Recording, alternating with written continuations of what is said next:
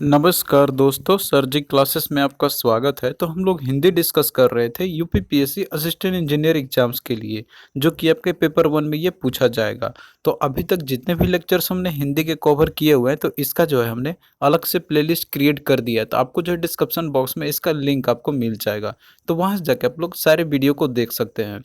और देखिए, हमने पेपर टू के लिए जो कि आपका नॉन टेक्निकल, उसमें जनरल स्टडी जो पूछे जाएंगे, तो उसका भी हमने ऑलरेडी क्लास स्टार्ट कर दिया है। तो जिसमें कि आपको जो है इन्वायरमेंट और इकोलॉजी का और बायोलॉजी का जो है इनका क्लास हमने ऑलरेडी फिनिश करा दिया, और साथ में जो है अब आपका प्रीवियस ईयर क्वेश्चन जो भी आए थे, तो वो हम आपका कराएंगे। तो आप लोग तैयारी करते रहिए, हम आपका पूरा कंप्लीट तैयारी करवा देंगे, जो कि आपका पेपर वन हिंदी का है और पेपर टू जनरल स्टडी का है, जो कि क्वेश्चन के थ्रू आपका पूरा कंप्लीट हम करा देंगे। और हिंदी का हमने जो है पीडीएफ ऑलरेडी इसका प्रोवाइड आपको कर दिया है, तो इसका भी डिस्क्रिप्शन बॉक्स में आपको लिंक मिल जाएगा। जो हमने यूट्यूब में पढ़ा हुआ, तो सेम वही सेम कंटेंट उसमें भी आपको मिल जाएंगे, और सारे इंपॉर्टेंट टॉपिक्स कवर करते हैं उसमें, पूरा कंप्लीट है।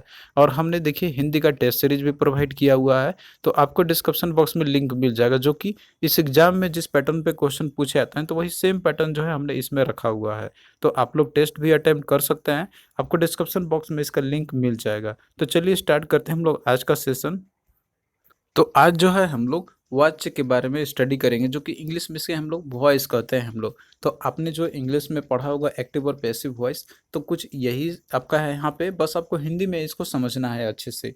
तो देखिए, वॉच जो आपका है, इसका डेफिनेशन होता है कि क्रिया को, उस परिवर्तन को हम लोग वाच्य कहते हैं, कि जिसके द्वारा हमें इस बात का बोध होता है कि जैसे वाक्य के अंतर्गत, उसमें यदि आपको जो है कर्ता या फिर कर्म का या फिर जो है भाव का, तो इनमें से किसकी प्रधानता अगर इसकी पता चलता है, इसकी बोध अगर होता है, तो उसी को हम लोग बोलते हैं वाच्य बोलते हैं, यानी कि इंग्लिश में इसको हम लोग वॉइस बोलते हैं।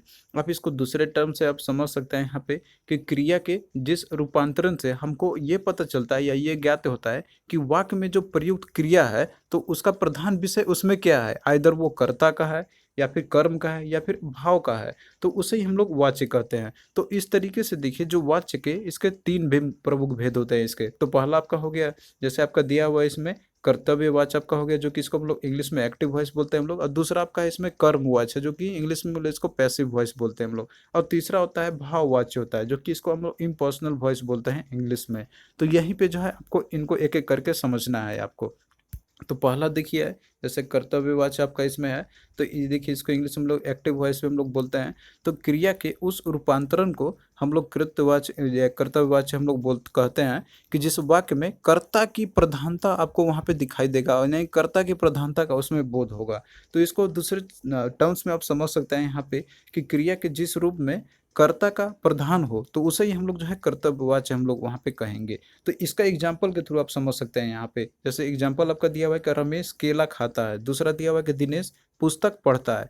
तो इन दोनों में आप देख रहे हैं यहाँ पे, कि जैसे इसमें जो कर्ता है वो प्रधानता है, यानी कि कर्ता का इसमें प्रधानता है, यानी कि जो यहाँ पे कर्ता है उसी के लिए ही जो है यहाँ पे कार्य हो रहे हैं। यानी कि जैसे खाता है, तो खाना जैसे खाता है, तो ये क्या है, सिर्फ रमेश जो है यहाँ पे उसी के लिए, मतलब कर्ता के लिए ही कहा जा रहा है यहाँ पे। तो वही उसी की प्रधानता है इसमें। और उसके बाद फिर आपका दूसरे में दिया हुआ है, इसमें पढ़ता आपका दिया हुआ है, तो इसमें भी जो है, जैसे पढ़ता आपका दिया हुआ है, तो इसमें भी जो है आपका कर्ता का ही प्रधानता है इसमें।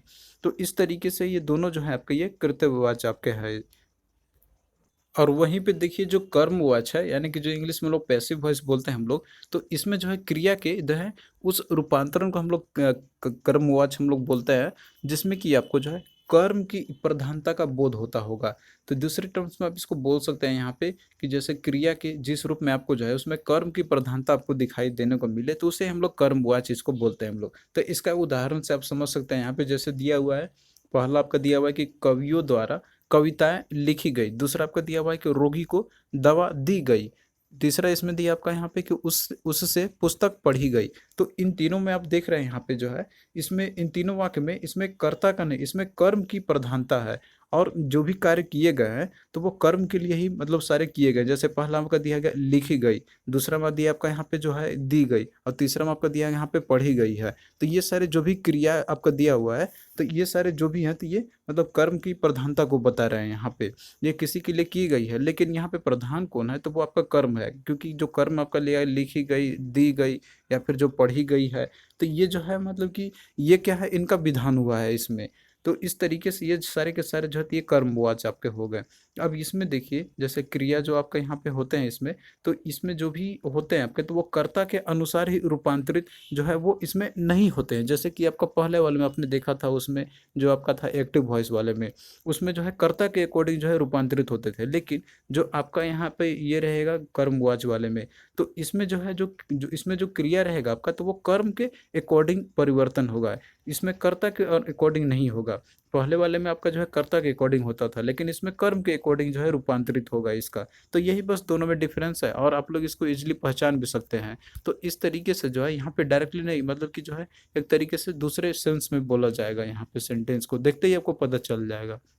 और फिर वहीं पे देखिए तीसरा जो आपका इसमें भाववाच्य है, तो इसको हम लोग बोलते हैं इंग्लिश में इम्पर्सनल वॉइस बोलते हैं हम लोग। तो भाववाच्य हम लोग उसको बोलते हैं हम लोग कि क्रिया के उस रूपांतरण को हम लोग भाववाच्य कहते हैं, कि जिस वाक्य में क्रिया अथवा भाव की प्रधानता का बोध होता होगा।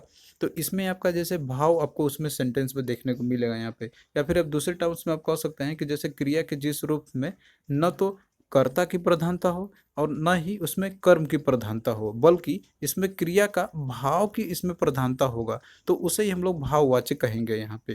पहला वाले में आपने देखा था कि उसमें कर्ता की प्रधानता था, दूसरे में कर्म की प्रधानता था, लेकिन इन दोनों को छोड़ के अगर भाव का प्रधानता हो, यानी कि क्रिया का भाव का प्रधानता हो, तो उसे हम लोग भाववाच्य कहेंगे। जैसे एग्जाम्पल के थ्रू आप इसको समझिए, दिया हुआ आपका यहाँ पे कि मोहन से टहला भी नहीं जाता, दूसरा इसमें दिया हुआ कि मुझसे उठा नहीं जाता, तीसरे में दिया आपका यहाँ पे कि धूप में चला नहीं जाता।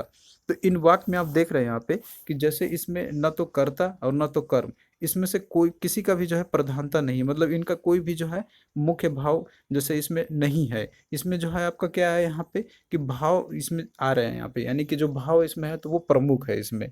तो इस तरीके से जो क्रिया आपका है ये सारे जितने भी हैं, तो ये भाववाचक के उदाहरण आपके दिए हुए हैं।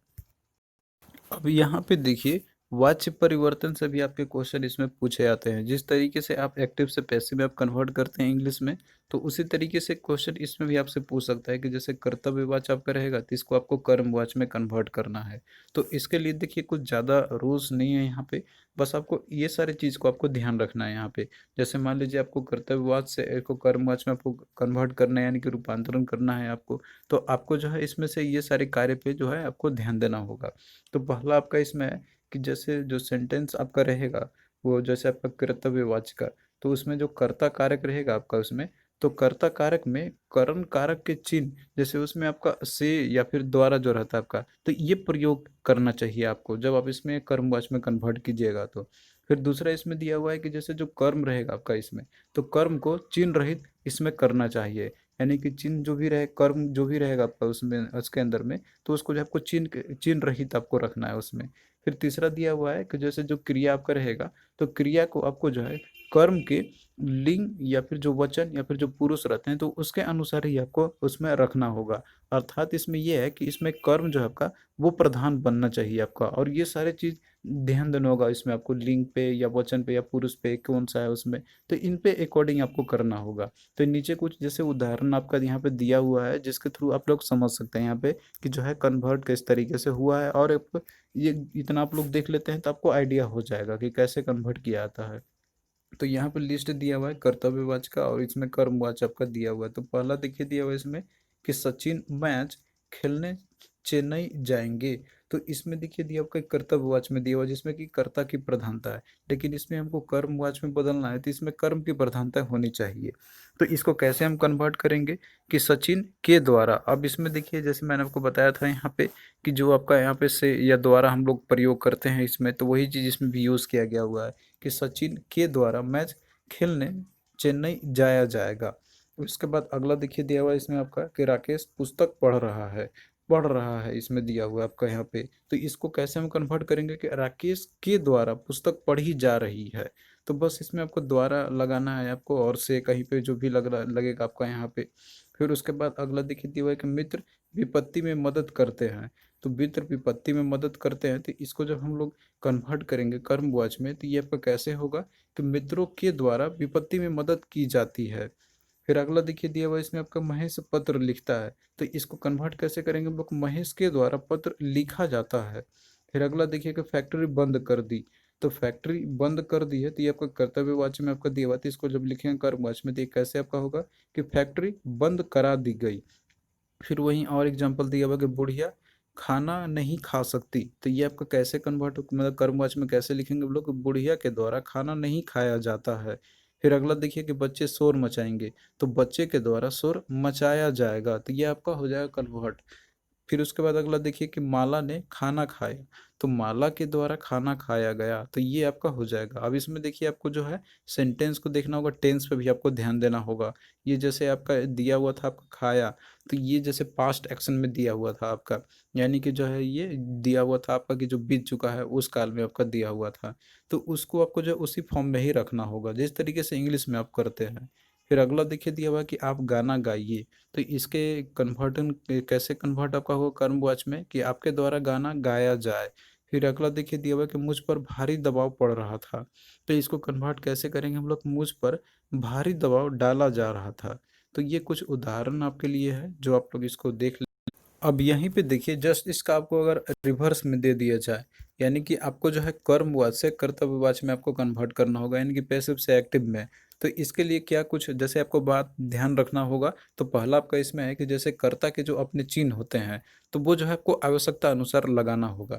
दूसरा इसमें है कि यदि मान लीजिए कि वाक्य की क्रिया जो है अगर वर्तमान एवं भविष्य में आपका दिया हुआ है, तो आपको जो है वहाँ पे कर्ता के अनुसार जो भी क्रिया होंगे तो उसी के अनुसार जो है आपको रूप रचना उसमें रखना होगा।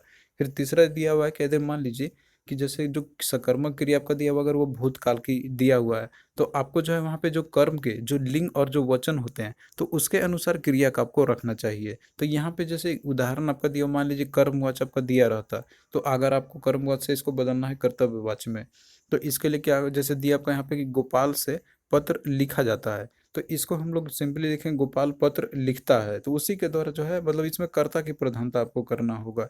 अब उसके बाद अगला देखिए अगर इस तरीके से रहता है कि मुझसे अखबार पढ़ा नहीं जाता, तो मुझसे अखबार पढ़ा नहीं जाता है, तो इसको हम लोग कर्तव्यवाच में बदलना होगा। तो क्या आपका होगा कि मैं अखबार नहीं पढ़ सकता। फिर और भी दिए हुए हैं, तो ये सारा एग्जाम्पल आप लोग देख लेना है इसको। अब आइए हम लोग क्वेश्चंस करते हैं जो कि आपका इन्हीं से रिलेटेड क्वेश्चंस पूछे गए थे आपके प्रीवियस ईयर में।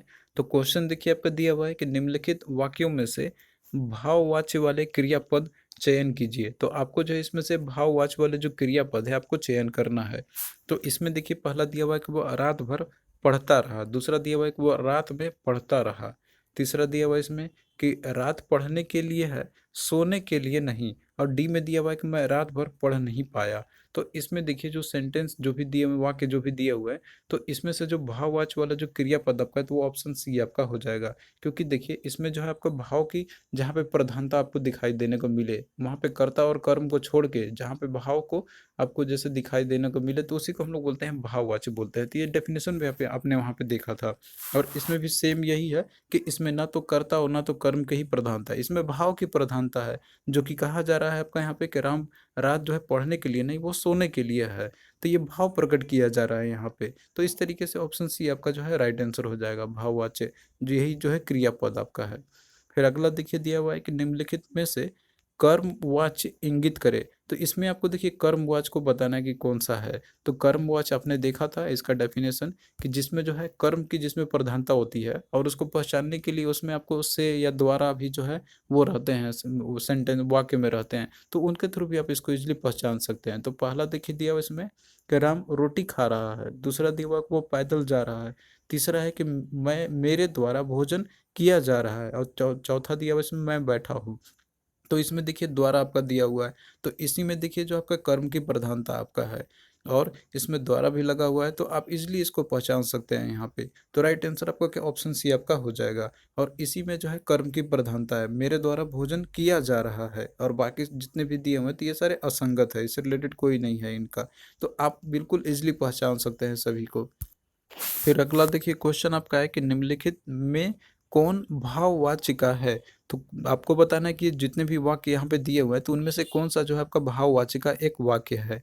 तो इसमें देखिए पहला दिया हुआ है कि आराम से चला नहीं जाता, दूसरा दिया हुआ है कि पुस्तक महंगे दाम में खरीदी गई, तीसरा दिया हुआ है कि लड़के ने तीर से चिड़िया को मार दिया, तीसरा चौथा डी आपका इसमें कि तुलसी ने विनय पत्रिका लिखी है। तो इसमें देखिए जो ऑप्शन ए जो आपका दिया हुआ है कि राम से चला नहीं जाता, तो ये जो आपका है ये भाववाची वाला वाक्य आपका है इसमें, क्योंकि इसमें जो है आपका भाव की प्रधानता है इसमें। इसमें क्रिया या फिर जो इसमें जो कर्ता या फिर जो कर्म है उनकी प्रधानता नहीं है। और बाकी देखिए जो और जो सेंटेंस आपके दिए वाक्य जो दिए हुए हैं, जैसे आपका दिया हुआ है इसमें कि पुस्तक महँगे दाम में खरीदी गई। तो ये जो आपका दिया हुआ है, तो ये एक तरीके से आपका ये कर्म वाक्य में आपका दिया हुआ है, यानी कि ये जो है कर्मवाचक है, इसमें कर्म की प्रधानता आपका है। फिर अगला देखिए जैसे दिया हुआ इसमें कि लड़के ने तीर से चिड़िया को मार दिया। तो ये जो है आपका ये जो आपका ये कर्तव्यवाच में आपका दिया हुआ है, इसमें जो है कर्ता की प्रधानता है, जो कि लड़का है जो काम कर रहा है उसी को ही इसमें प्रधान बनाया गया हुआ है। फिर अगला देखिए दिया हुआ है इसमें कि तुलसी ने विनय पत्रिका लिखी है। तो इसमें भी देखिए जो है कर्तव्यवाच आपका है। तो इस तरीके से जो ऑप्शन ये जो आपका दिया हुआ है, तो यही जो है आपका भाववाच्य है, जिसमें कि आपको दिख रहा होगा इसमें कि जो भाव की प्रधानता है इसमें। तो राइट आंसर इसका ऑप्शन ए हो जाएगा। तो इसी तरीके से जो है आपको क्वेश्चन को करना होगा, और पहले आपको आइडेंटिफाई करना होगा सभी को कि किस तरीके से हमको क्वेश्चन को अटेम्प्ट करना है। तो यहाँ पे देखिए जितने भी इंपॉर्टेंट कॉन्सेप्ट आपके थे वाच्य से रिलेटेड, और जो भी क्वेश्चन पूछे जा सकते हैं, तो वो हमने पूरा आपको बता दिया है। और इससे ज़्यादा और अधिक आपको कोई ज़्यादा करने की ज़रूरत नहीं है, क्योंकि वहाँ पे आपको जो है देंगे क्वेश्चन इसका कन्वर्ट करने के लिए ही, या फिर उसमें बताएंगे कि कौन सा इसमें से आपका भाववाच्य है या कर्मवाच्य है। तो इतना ही आपको समझना होगा सेंटेंस को देख के। तो वो आप लोग कर सकते हैं बिल्कुल ईज़िली, यदि आप लोग इसको अच्छे समझ गए होंगे तो। तो यहाँ पे जो है आपका ये पूरा पोर्शन ख़त्म हो गया है, और बाकी जो आगे का और भी जो पोर्शन्स आपके हैं, जो प बचे हुए हैं, तो हिंदी का वो जल्द ही हम लोग उसको भी फिनिश कर लेंगे। तो आपको कैसा लगा ये लेक्चर आप लोग कमेंट करके ज़रूर बताना, और हमने देखिए इसका पीडीएफ जो है ऑलरेडी प्रोवाइड कर दिया है हिंदी का पूरा कंप्लीट, जो आपको डिस्क्रिप्शन बॉक्स में लिंक आपको मिल जाएगा इसका। और साथ में हमने टेस्ट सीरीज भी प्रोवाइड किया हुआ है हिंदी का, जो कि आपका इसी एग्ज़ाम के फॉर्मेट में ही आपको मिलेंगे। तो चलिए दोस्तों फिर मिलते हैं नेक्स्ट वीडियो में, तब तक के लिए बाय।